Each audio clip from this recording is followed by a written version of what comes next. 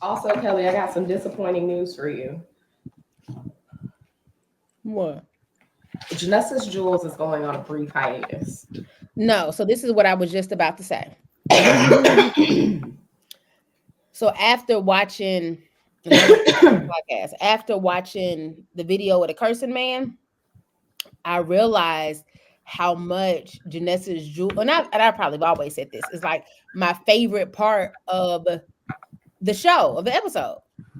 Because I love a good gem. I love a good moment. I love a good lesson. I love it. And I feel like that's what the video was. I'm like, oh, man, I wish we had this video back when we were talking about like the terrible ways that people, that pastors correct the people. Because this was like such a beautiful moment. And I feel like our Janessa's Jewels are such a beautiful real life moment. And if they go on a hiatus, I'm also going on a hiatus. That's not how it works. It is. Because y'all see my hair look crazy today. So I didn't want to be here today, but I'm here for 2 episodes looking crazy. I'm gonna have to pray on it. And it's not that I don't want to do the jewels. I just don't. I feel like recently I just don't have it.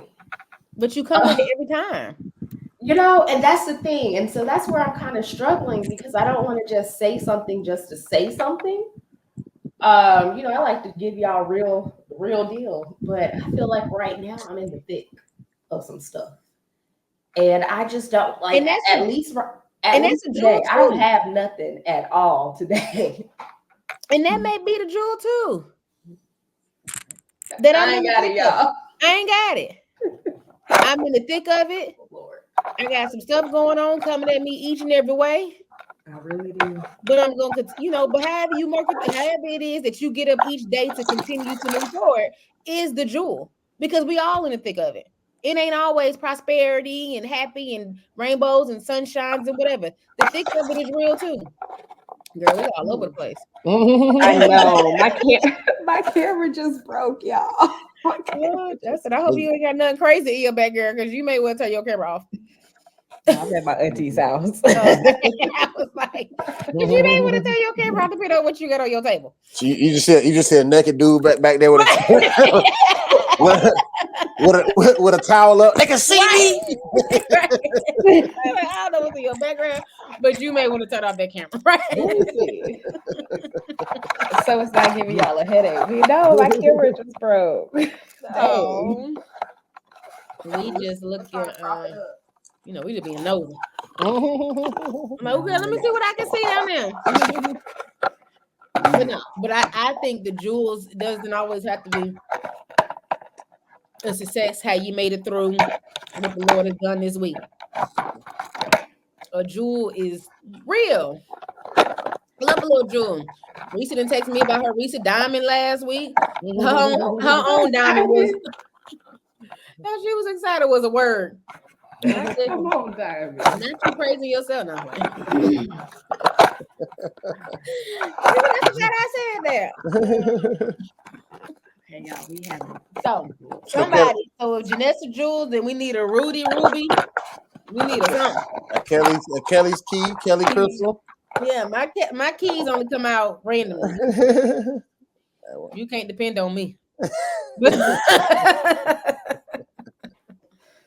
But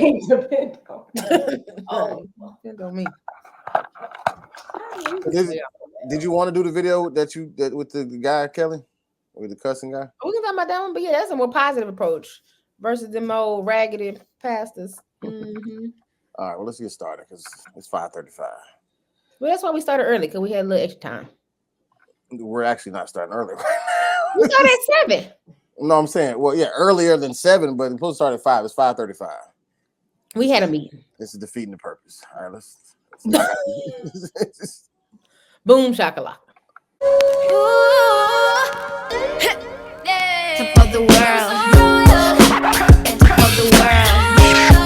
Yeah, top of the world. Top of the world. Yeah, top of the world. Top of the world. Yeah, top of the world. Top of the world. Yeah, top of the world. Oh man. Did it drop again? What the hell just happened? I Told y'all it's broke. That's like she got knocked out when we came back. Like her camera was facing the sky. All right. Well, while she gets that together, welcome, ladies and gentlemen, to another episode of the Worst Ones podcast. This is the podcast for us preachers kids to come and be the absolute worst. My name is Rudy Wilson. I am a PK. We got Kellie Leezy in the building. She is a PK and our residential honor roll student in the house, in the building, in the library. She is. We got Jay Rihanna in the building. Jay Rihanna, how are things with you? Did you recover well from your coronavirus? From my bout of the COVID of the Rona. Yeah, for the most part. I did lose my sense of smell and taste, and it's probably like at 80%. So that's, I'm thankful I have it a little bit more back. But it's still disappointing when you expect food to hit a certain way and it doesn't. And that's also an issue I'm having with like just smelling things in general. It's not as strong. So I'm always wondering, like, is something funky around me and I don't know. So that's a little bit. But for the most part, I'm doing well on the recovery train. Just work and school are really kicking my butt. I mean, y'all, we just group prayer that I make it through December 22nd. That's all I want right now. Okay. Gotcha. But yeah. So that's going on. And then I have a different background because I'm at my aunt's house today. She had surgery yesterday. And so, someone has to stay with her the first few days. So we're on a family rotation. I had to relieve my mom so she could go to Bible study. And then she'll be back later. So that's where it looks a little different for me today. But, we trying. We hanging in here. What kind of surgery she got? She got BBL or something? No. I'm just kidding. No. BBL, no. We got to rotate, help her out. She can't sit down yet. No. Gotcha. I love her dearly, so of course I'm gonna help her out. I wanted to spend the night with her, but I had an in-person meeting at work this morning, so it would have been a real tight schedule having to leave here, go to my house and feed the cat, get to my office by 10, make sure she had everything. So me and my mom kind of flip-flopped. So, Gotcha. Okay. What's going on with you, Kellie? Kellie Leezy? I don't know. I feel like I've spent the better part of August planning my wedding, and then this week I had to do like real work, and it sucks. I don't understand, like meetings and emails and consultations and all this stuff I got to do. I don't want to do it. I was having fun, but y'all don't tell my supervisors that I've been planning my wedding. Don't tell. But yeah, so that's about it. My life is, like I said, it's starting to go back to real life, and you work 9 to 5 and you got to do work. I got my wedding dress on Monday. Okay. Woo! She said yes to the dress. So I said yes to the dress on Monday. So that was exciting. But otherwise, again, my whole life is wedding planning, work, in the gym. How was the dress shopping process go? It was good. So I went to a couple weeks ago without my mom with 2 of my friends. I went to a well-known kind of chain David's bridal. I went to David's bridal. I was literally about to say David's bridal. That's the only chain I know. Right. And I did not have a good experience there. Mm. And was kind of discouraged. Like, I'm not going to be able to find anything that I want. I'm not going to have the wedding dress experience that I want.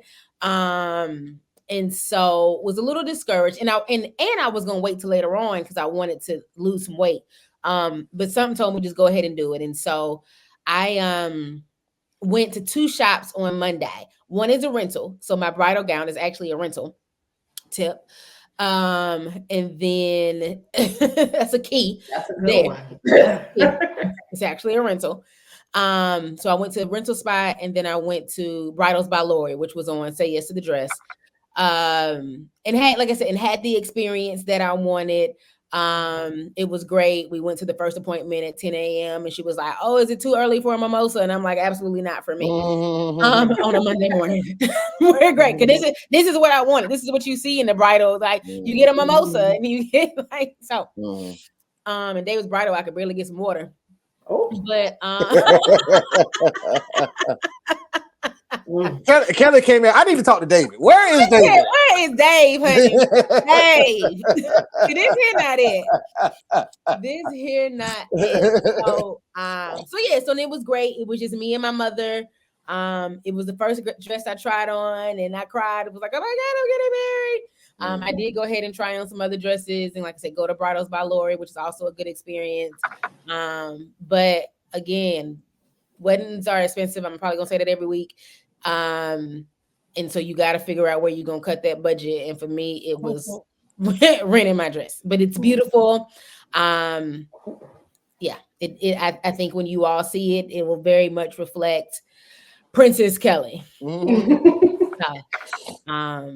It's great. Can't wait. And I know you don't feel a type of way, but just to add some more confirmation if you need it, me and my mom, we've talked about wedding dresses and everything like that, because my mother's wedding dress is somewhere in the attic where it's been since 1982. And as much as we all like to, think, oh, one day my daughter or my granddaughter might wear that dress. First of all, her style, my style are two different things. Right. But furthermore, my size and her size are two different sizes. They would need about 2 more of them dresses to custom, you know what I'm saying? And so, my sister's already married. And so she has this 40-year-old dress that she wore once. I'm not going to wear it. Maybe one of Jessica's kids, but even then, so I get it. That's a really good tip, That's a Kellie key for today. Ladies. My mama never has worn her wedding dress ever. Where else do you wear it?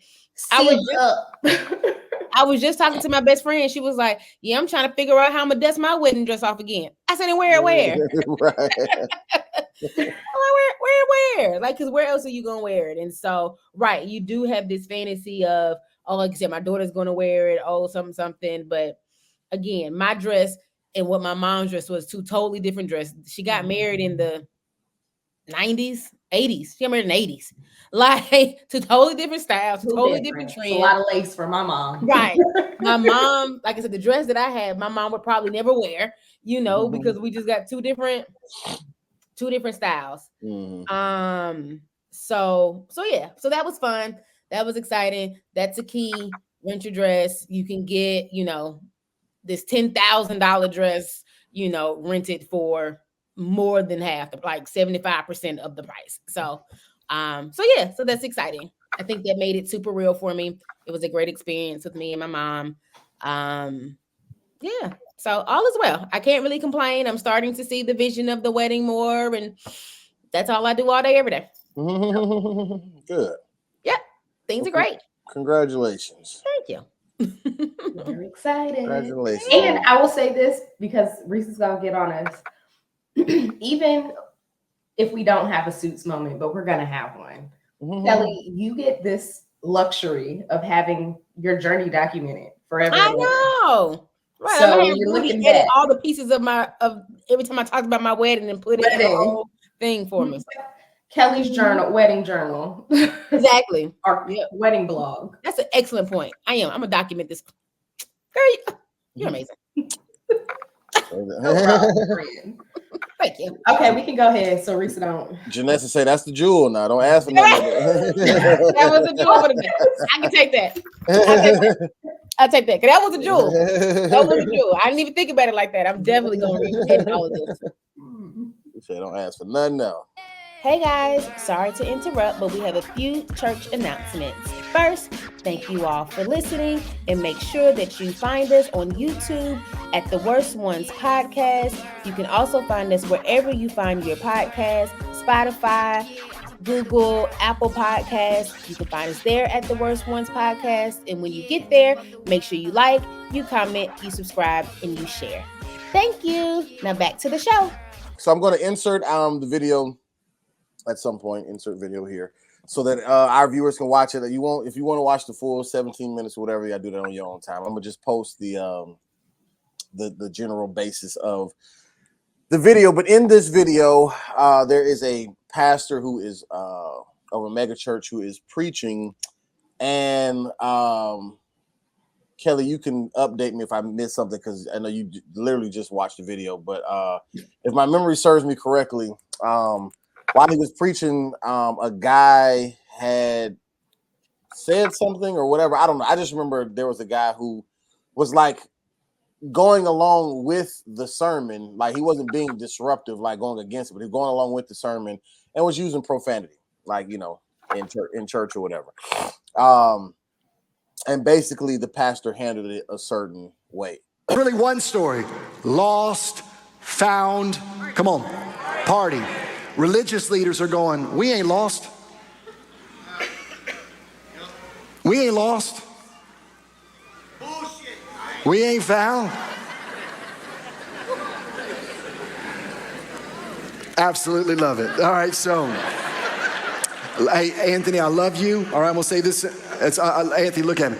I'm gonna need you to stop cussing, all right? Can you stop shouting out cuss words? Is that all right? Hey, y'all hold him accountable next to him, okay? Anthony, can you do me a favor, brother? Thank you, man. You got him? Really? Okay. He picked me up off the side of the street and saved my life. Come on, man. Are you homeless? Yes, sir. Yep. He saved my life. Come on. I was about to kill myself. Come on. Well, let me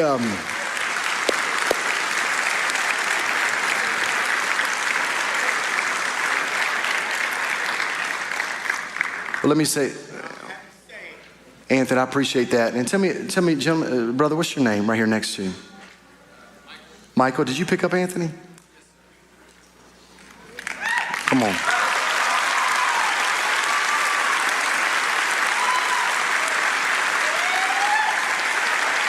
I want to take a moment because this is the tension, okay? Because I'm like, I mean, you know, you got profanity. But watch this. And here I am like, hey man, and obviously we got, and Anthony, if it was just one-on-one, I wouldn't have corrected you, okay? All right?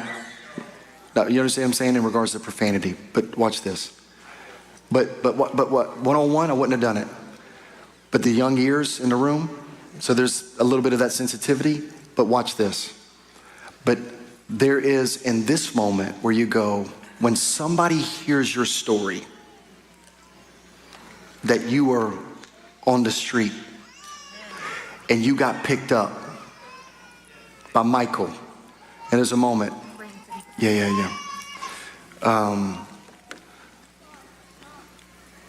There's a moment where it puts it in context, where somebody goes, grace. You with me? Grace.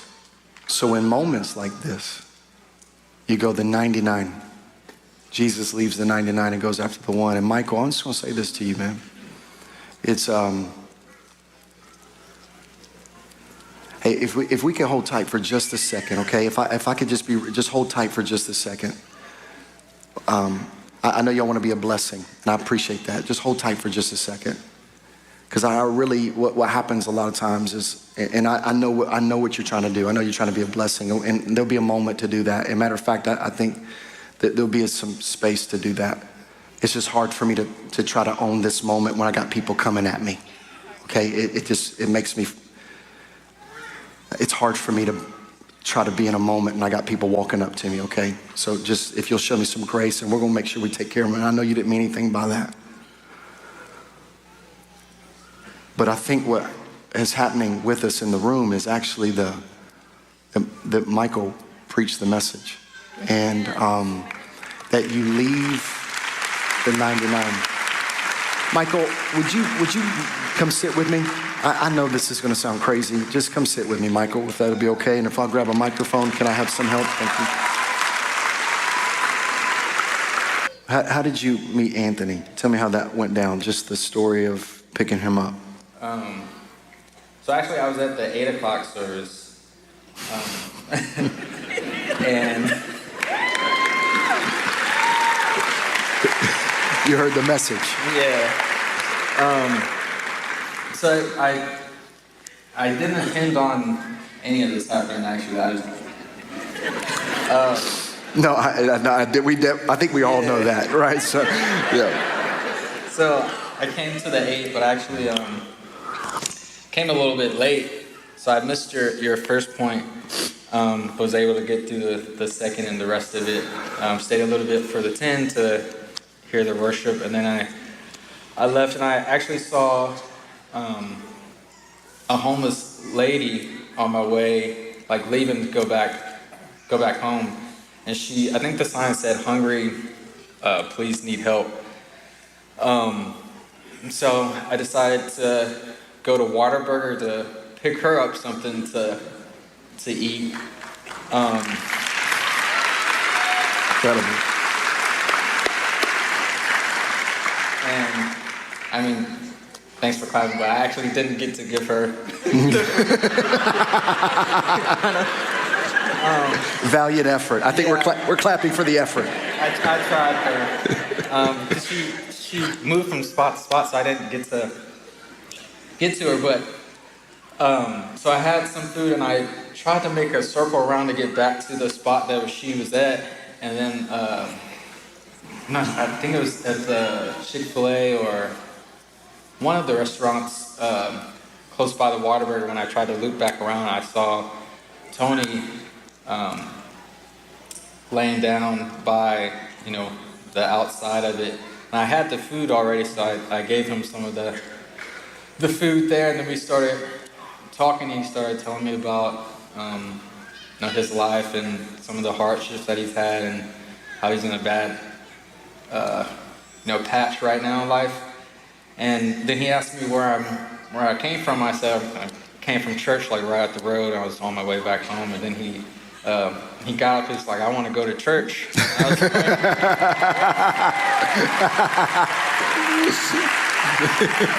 I love it, Anthony. I love it. So I told him, I was like, "Right now?" And he's like, "Yeah, let's go right now." So I was like, "Okay, let's go right now." So then we came, and then now we're here. So and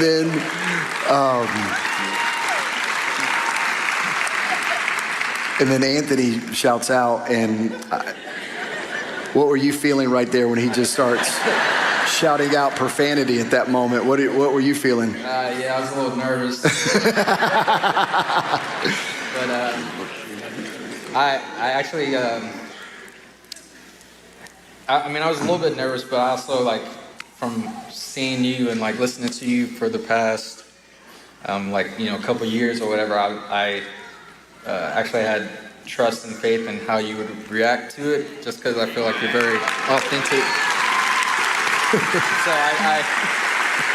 that kind of gave me a little comfort as well. So. Yeah. And that, not me, but CBC specifically. Anthony, you walking forward now, Anthony. Yep.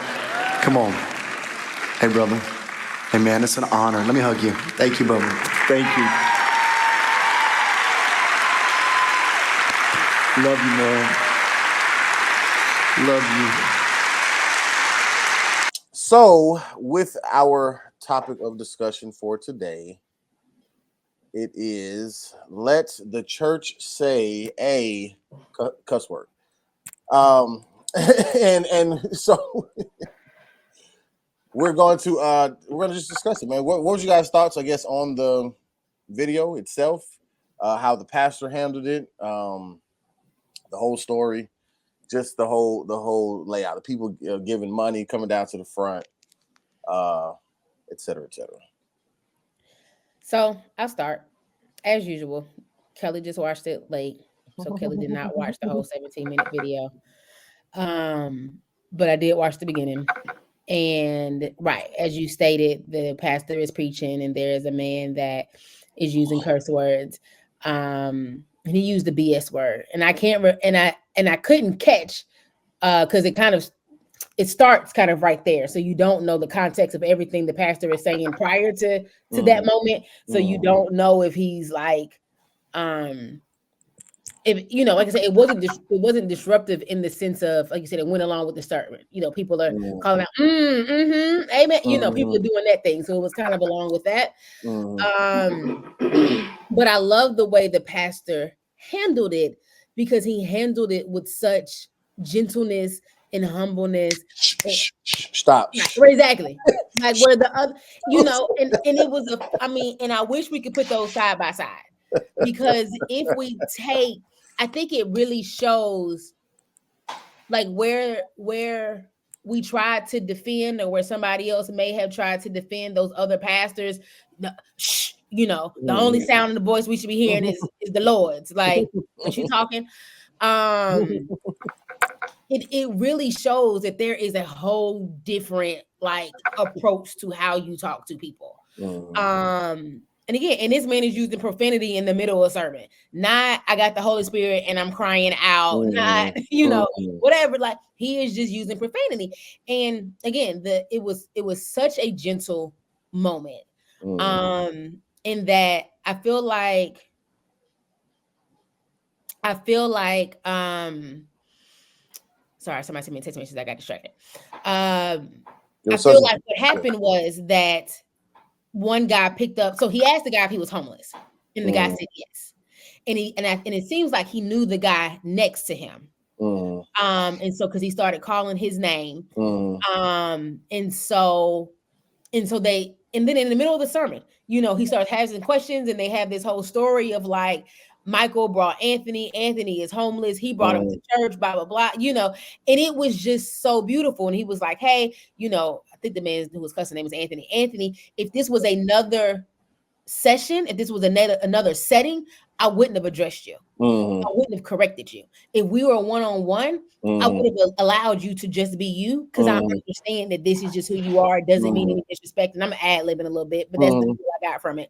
But in this setting, it's inappropriate because there are young ears here. There's sensitive ears here.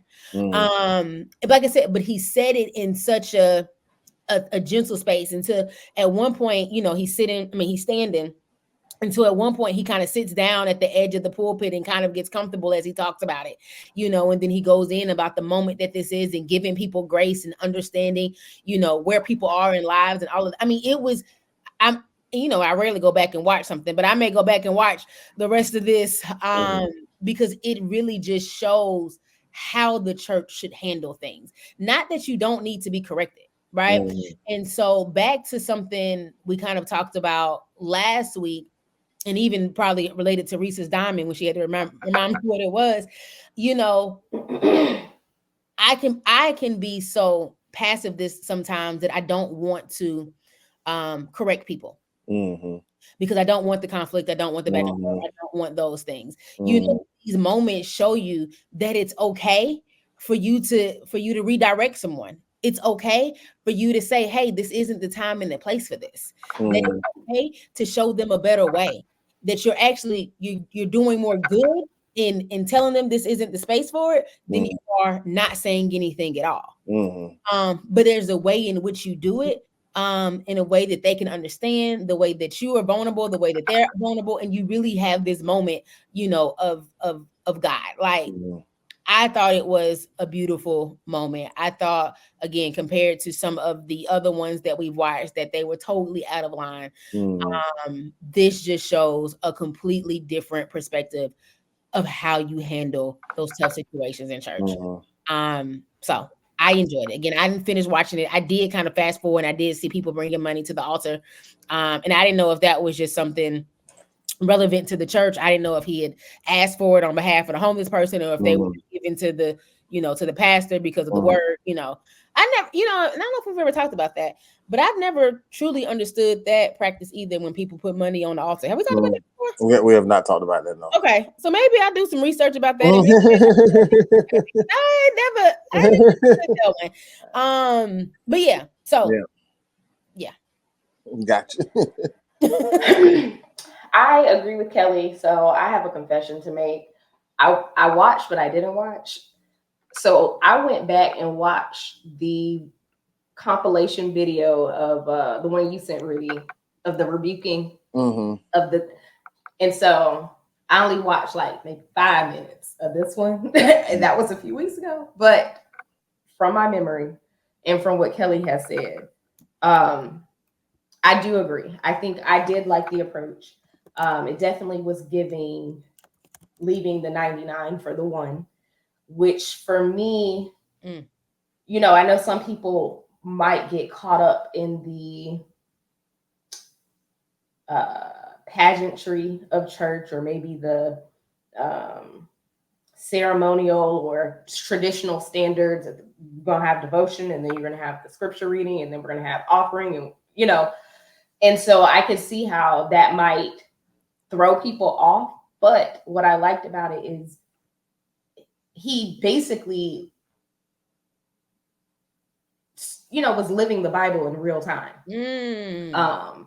And that lesson was probably more impactful than whatever was already absolutely, the norm of the day, going through the motions.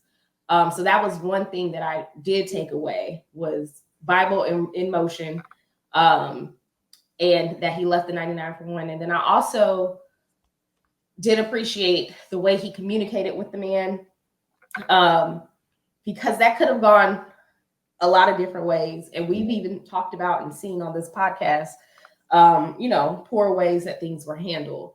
I think this is where really being called to ministry comes into play.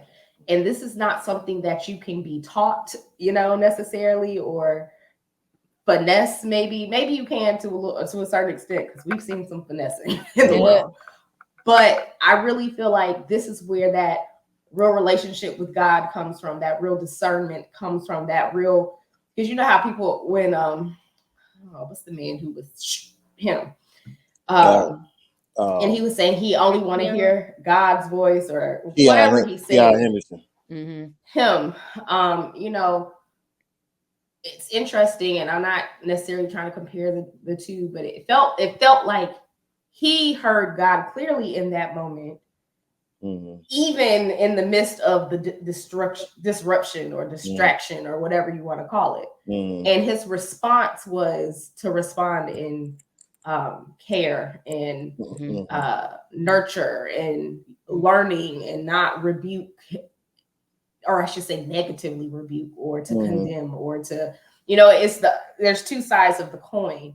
And so I think that's something that stood out to me, is the differentiation between being called, being real about your purpose and your ministry and what you're here to do, versus some of these other pastors who are just here for a show, for clout, notoriety, or whatever reason they're doing it.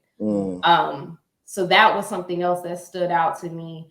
Like Kelly, I didn't even see the part where they was giving money. So I have no idea what that was about. But I do hope, it was from a place of genuine wanting to give. And I do hope it's not one of those, the Lord told me that 10 people was going to give me $300, All right.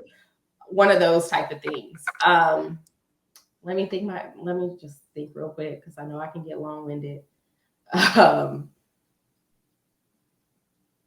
would also say I would hope that after service or whatever program they were having, that they wouldn't just leave it there. Mm-hmm. And even if it wasn't like in that very moment, oh, let's go into why this wasn't the right time. Because I want you to be clear, like maybe even just, hey, get them some food, make sure they're good, see what they need, see how, you can follow up. Because I don't know the people in the audience. But sometimes, the saying is better to attract flies with honey than vinegar or something like that. Mm-hmm.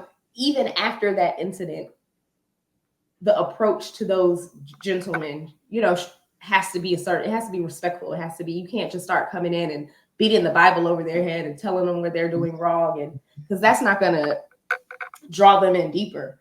So I just hope that they really did use that opportunity to build upon the foundation that was kind of laid in front of everybody. But yeah, that's what I got right now. Gotcha. Yeah. So just to give y'all both explanation about the money situation. So basically, there was no call to action. The people just started doing it. Mm-hmm. Yeah, they. So when the people realized the situation and this guy was homeless, because like there was a young man who went to the church, because that church is big enough. I mean, and they got like a couple different. What services. church is that and where? I'm not sure. I would have to look it Oh, up. okay. I'm not sure. But I only know it's a mega church because at some point in the video you can see the audience, so I could tell how big the church is. But and even in the guy's story, he was talking about how, I don't remember the exact times for the service, but let's just say like he had already gone to the 7 o'clock and was going home, and he stopped somewhere, I think maybe to get something to eat or whatever like that. Met the homeless guy, and the homeless guy, the homeless guy was contemplating taking his life prior to meeting the young man. And he asked the young man where he just come from. The young man said, I just came from church. And so the homeless guy was like, oh, I want to go to church. So the young man brought him back to the church because they had another service. So like I said, he had already went to just say the 7 o'clock. So he brought him to the 8 o'clock service or whatever it was. And so what we saw, what was happening after they had an encounter out on the street, and then he brought him back to church. He brought him back to church. And so once the congregants basically realized what was going on, they just automatically started bringing money down.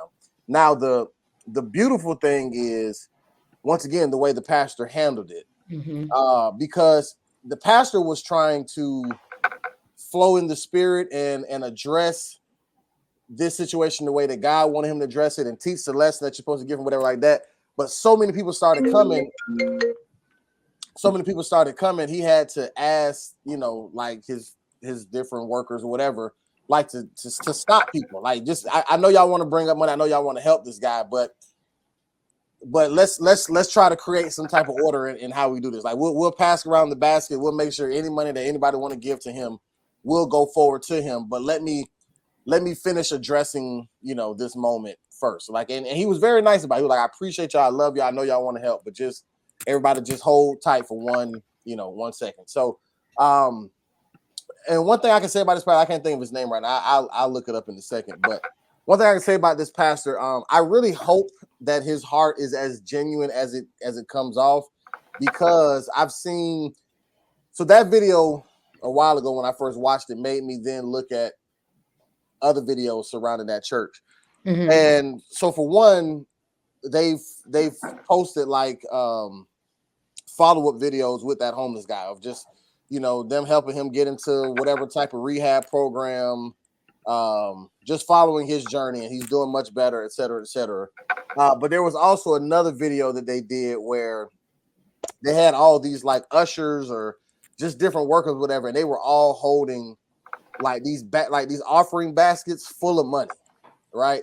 And I forgot what they called it, but basically the pastor had it where he's like, yo, we're getting ready to pass around these baskets, and literally whatever you need out of this basket, you can grab it. What? want. Like you can grab as much as you want. There is no limitation. If you got a bill that need to be paid, if you got whatever it is, don't feel embarrassed by it. Don't feel like you need to try to give into the basket. Get somebody. Do not put nothing in the basket. As it comes around, you can grab as much cash as you want out of this basket. And even me just seeing that, once again, it made me kind of think like, wow, like man, this pastor, he gets it. Like, you know what I'm saying? Like he's going about it the right way. And I say I hope that he's as genuine as he comes out, because my discernment makes me feel like, okay, this is a genuinely good dude. You know what I'm saying? Like, is he perfect? I'm sure he's flawed in some area of his life. You know what I'm saying? But he seems like a genuinely good person. Like he's not doing this just for clicks and likes or whatever like that. And I'm hoping that's the case, that he's not, that he is doing these good deeds and just showing them to encourage others to do good deeds versus, let me do this so people can realize how good I am or whatever, which I don't feel like that's the case, but I mean, you never know. But I agree with you. I mean, I think he handled it very, very well. I think this is definitely something I've never seen before. I've never experienced like that happening and a pastor having to react to it. So even just to be able for it to get caught on camera for them and for them to post it for people to see. Once again, to me, it didn't feel like just for show, like that they posted it. Like, like look how great our pastor is. Like it seemed like this was a genuine moment. And I think, like you said, the spirit and not, my spirit of discernment is a little shaky, but definitely not my spiritual gift. But you know what? I don't know what my spiritual gift is. Have we had that conversation on here? What our spiritual gifts are? I don't It think may so. be another topic too, but let me take the quiz first. But because I don't know mine either. Right. That's something we need to. That's the next journey we're going on, is finding out our spiritual gifts before the end of the year. So we're gonna find some literature and some research and some quizzes to do, and then we're gonna come back to y'all in about October and let y'all know. But for now, I feel like it, like I said, it to me, what spoke to me is when he sat down. And that may be something that he does regularly. Again, I don't know this pastor. I've never seen anything, but that was, let me get level with you. Because as a pastor, you're on this pulpit, you're standing, everyone is sitting. And so there's already this, I don't know, whatever word I'm looking for, in the congregation, in the pastor, there's already this hierarchy.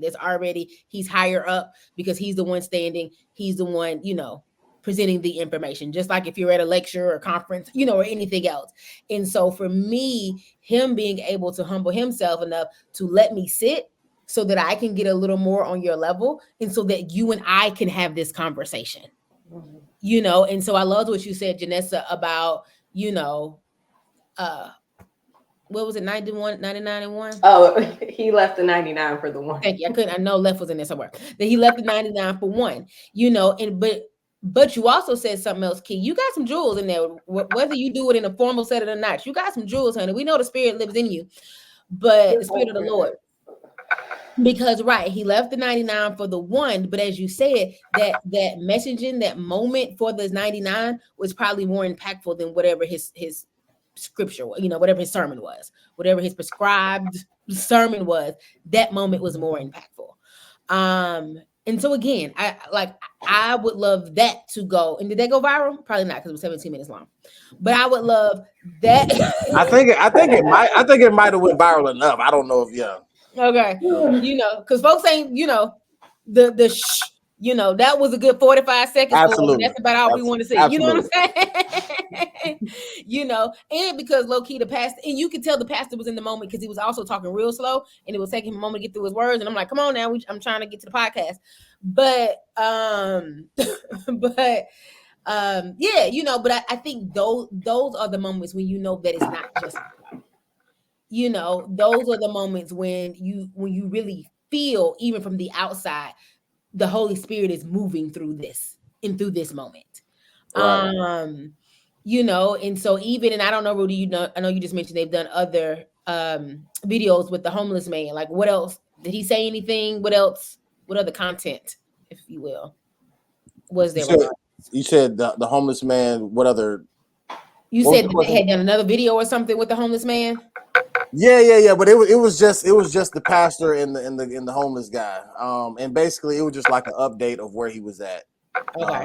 in life at that particular point. So it seemed like the church had kind of helped him. Mm-hmm.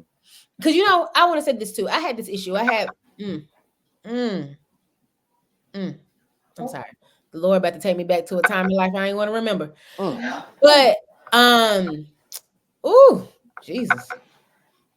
Oh, I'm sorry. You know when something just hits you, and you like, oh Lord, I didn't thought I buried that time in life.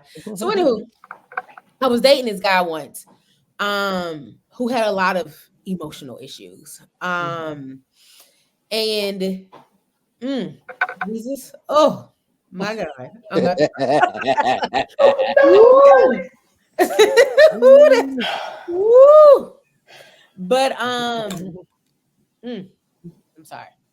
Thank God for deliverance. But anywho, had a lot of emotional issues, had a very traumatic upbringing, and so of course all of that comes out in relationships.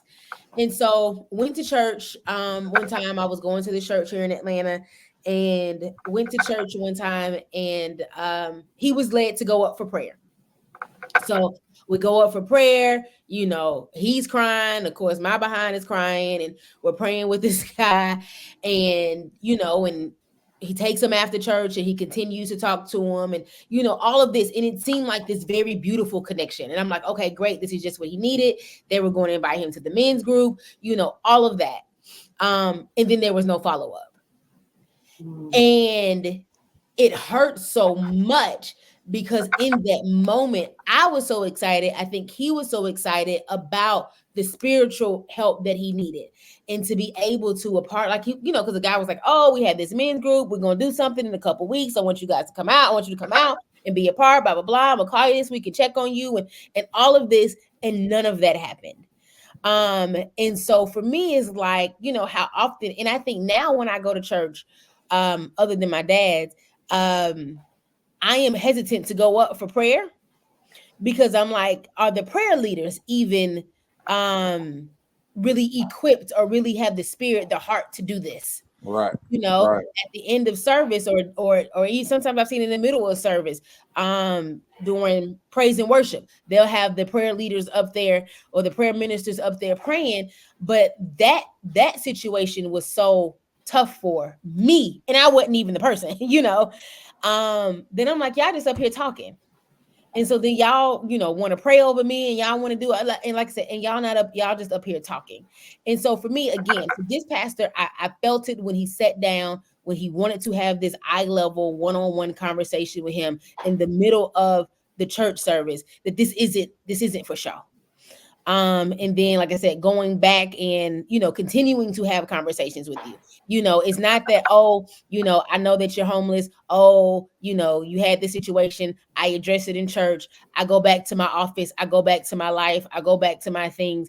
And then, this situation is done and it's over, but it seemed like the pastor really had a heart to, I want to continue to help you with this, whether it be financially, whether it be spiritually, how emotionally, however it is, I want to continue to walk through this journey with you.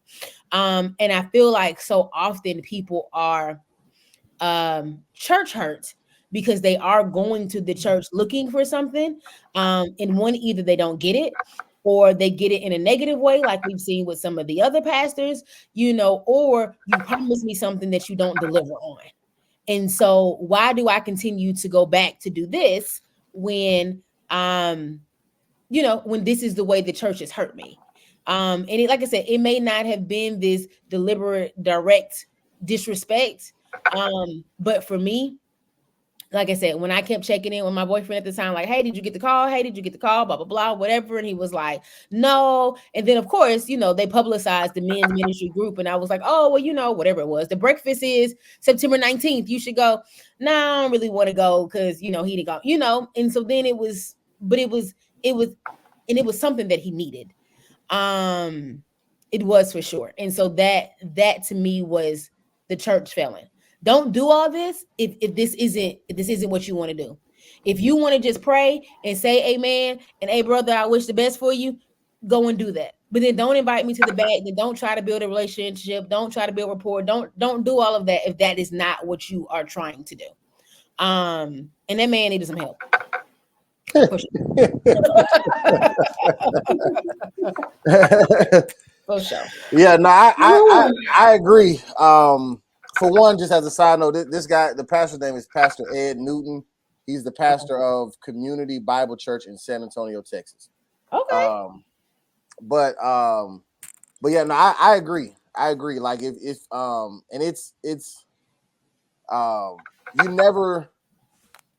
you never know why you may cross paths with somebody, like, or why they may have ended up in church that day. Or I even think about this honestly, even when it comes down to me doing stand-up comedy. Like I'm kind of thinking about like, so it's easy as a performer to kind of just go into just say a performance thinking about yourself, like what mood are you in? How was your day? Do you feel funny today? Or whatever the case may be. But then I've adopted this mindset of, and I think I've said it before on this podcast, about like using comedy as like a service, like serving people versus just building my brand or whatever the case may be. Because you literally never know why somebody may need to laugh in this moment. You know what I'm saying? Right. You don't know what anybody's going through. You don't know who they just buried, who they just came from the hospital visiting, what bad news they just got. And a lot of times when people are going through it, they're looking for something that can make them smile, something that can make them laugh. And if I'm worried about myself, then I could go up there and not take the opportunity that serious. And then now somebody isn't willing to see me ever again, let alone go to another comedy show or whatever the case may be, because I didn't commit to whatever the assignment was. So the same thing with church. Like you said, if you're bringing up like, oh yeah, we're going to do this, we're going to do that, and then you don't end up doing it, you may not realize how much, just say, blood is really on your hands from not having that follow-up, not having that follow through.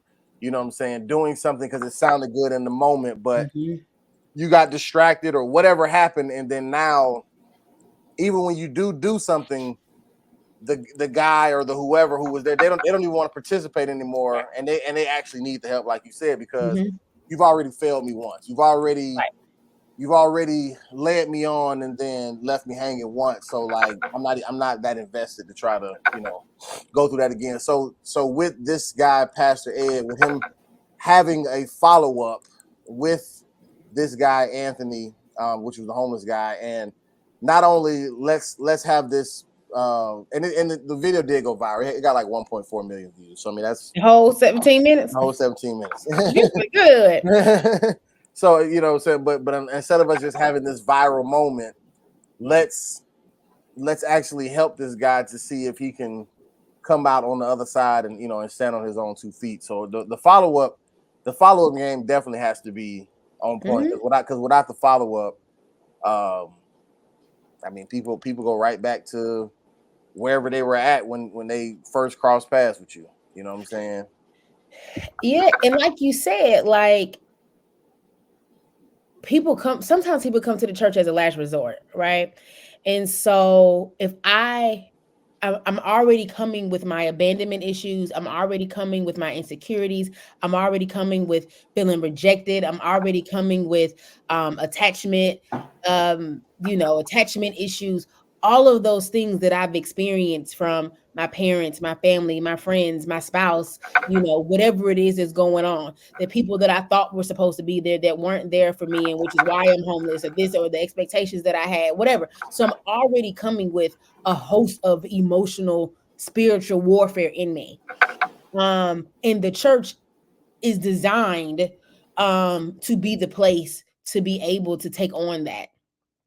And then, like I said, when you dismiss me as well, when you disrespect me as well, when you discard me as well,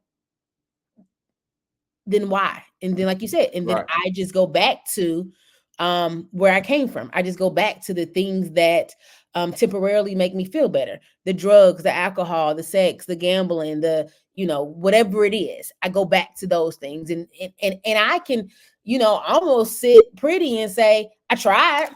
Well, Lord, I Right, went to church. right, I tried. I right. did this, when the people out there trying to help. Well, I did go to this church and this is what happened, So then let me just go back to the needle, or let me just go back to the drink, or let me just go back to whatever, because I tried Right, to get help and it didn't work. And then it's right. excuse, but there's also, and that's what I think, like, people have to understand the responsibility it is to be a pastor, to be a minister, to be a prayer leader, to be a Absolutely. usher, to be a Absolutely. greeter. There's a responsibility in that, and who was it? Was it your dad, Janessa, who wanted everyone to be a part of a ministry? Is that you, Dad? Tell me. Yeah. But I think a part of that is finding the ministry that fits. Because if you got a nasty attitude, then being on the usher ministry not for you. Because when I say I don't want to sit there, I want to sit at the end, or can I sit over there? And you got an attitude with me, now you gonna sit where I tell you to sit. This ain't your ministry. Because I'm the one who, like, can I sit on the end? Can I sit over here? I want to sit on the Right, back. I don't want to right. go to the front. And the way in And which you Kelly, is important. I will say you hit something on the head with that. Your ministry may change over the years. Just because you've been an usher since you was on the youth usher board may Right. not mean that you are meant to be an usher at 50. And maybe it does mean you're supposed to be an usher at 50, but maybe God's calling you to do something different at 50. And so I think that's something we all should be, evaluating and thinking through. And it's honestly where I am now with my own discovery of myself. Because once my dad said that, initially I was like, oh, I'll just put on the list all the things that I've done before. But I really haven't been active in that way intentionally, because I lived at the church 7 days a week. And I wouldn't have even been able to do the podcast or go to grad school or do some of the other things that I wanted to do.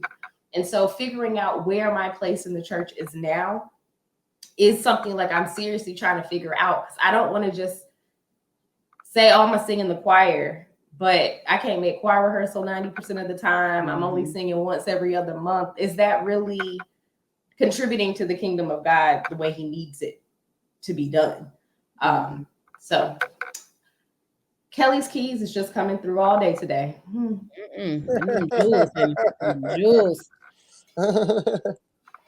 Yeah. Now shout out to Pastor Ed Newton. I mean, even his church.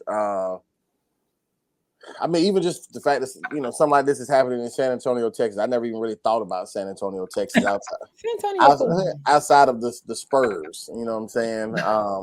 So just the fact that good stuff like this is happening everywhere. Definitely warms my heart. But like I said, shout out to this pastor, this church, this whole ministry.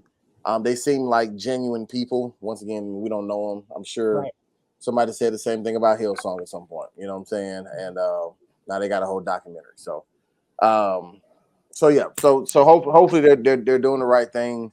Hopefully they're going about it the right way. Hopefully wherever Anthony is now, he's doing much better. Because life be life, and especially like when you help people.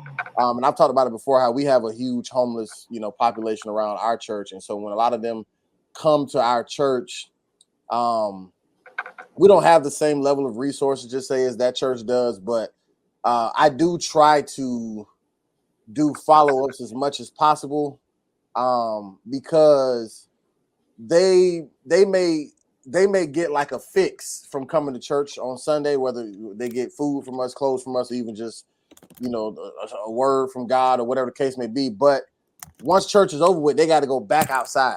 You know what I'm saying? They got to go back to that environment. They got to go back to them same temptations of drug usage or whatever else. Like, and they have to deal with that for 6.5 days, pretty much, until that day 7 comes back around and we're back at church. And then if you decide to show up that week or whatever the case may be. So like there's a lot that people are fighting against in life.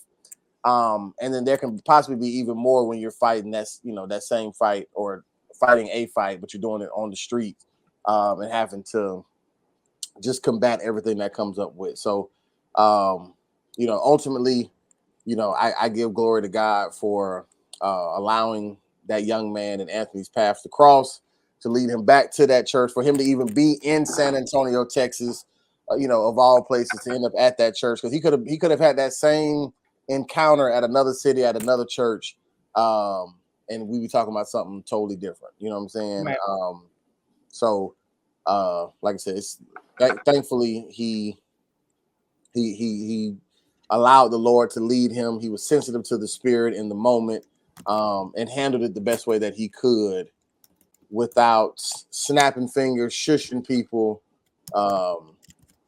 just the whole 9 yards. Even addressing the fact that I'm only addressing your profanity because of the setting, not because we're at church per se. It's just because there's young people around, whatever the case may be. So yeah, so shout out to him. I thought he handled it very well. So no jewels, right? Y'all got plenty. Okay. I'll give it that today. All righty.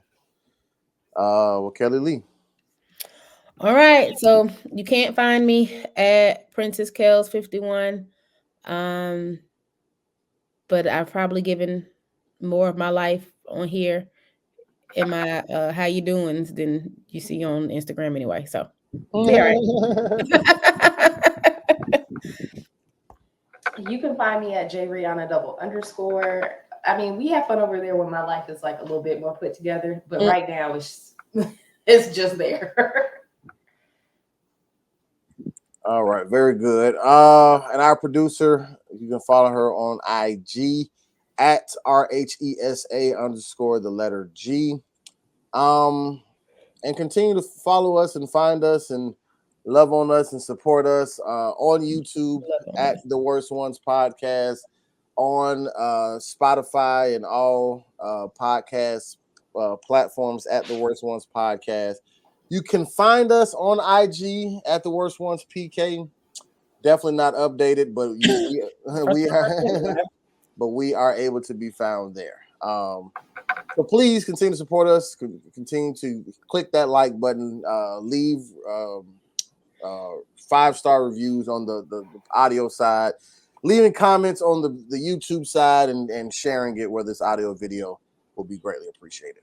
But that's it from us, man. We are The Worst Ones, and we will see you next week.